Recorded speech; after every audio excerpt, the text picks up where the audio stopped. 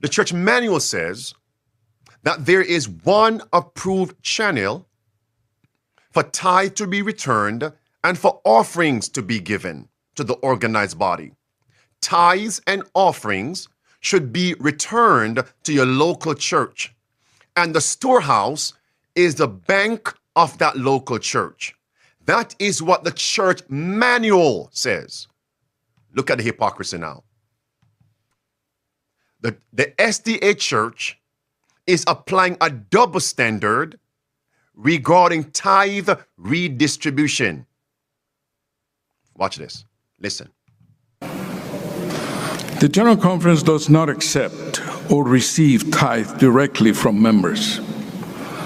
When tithe is sent to the General Conference directly by members, the General Conference sends the funds anonymously to the local conference where the tithe payer resides to have them processed through the regular channels.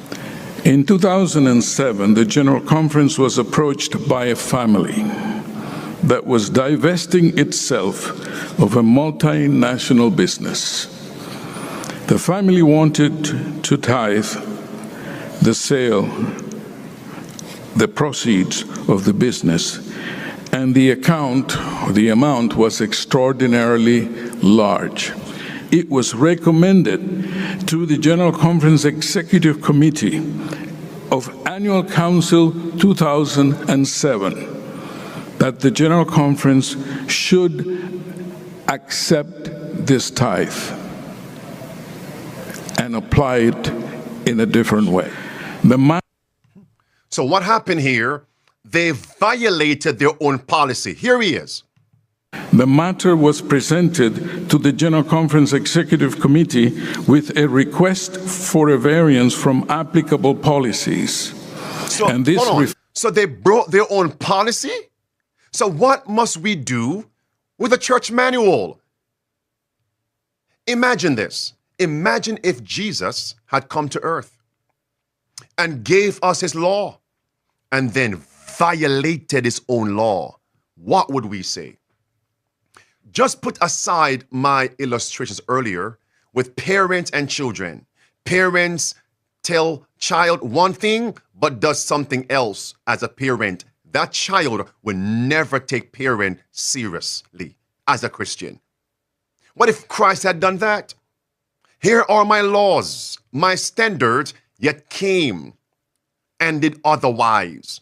Matthew chapter 5, verse 17, Christ says, think not that I'm come to destroy the law of the prophets. I'm not come to destroy, but to what? To fulfill. For those that might say or hint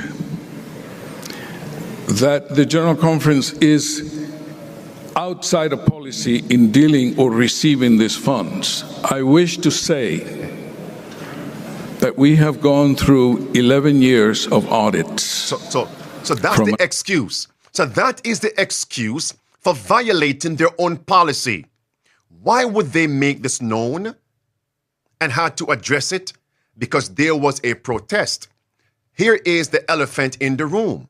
How many other times did they violate their own policy as it relates to tithe receiving?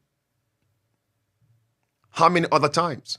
Second question, how many other policies have they violated when it was convenient for them? Money, money, money. For the love of money is the root of all evil. Let's get back to the church manual.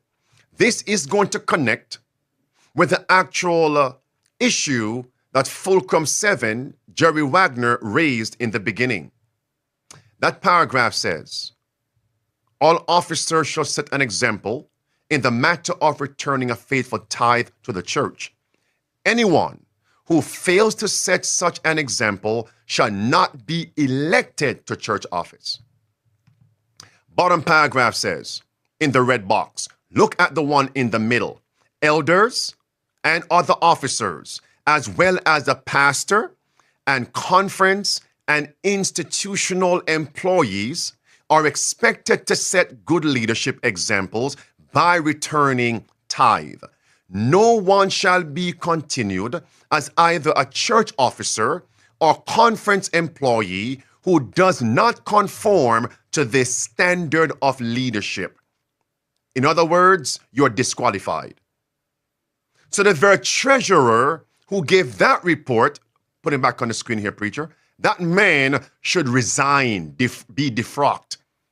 GC leaders in 2007 must also be defrocked.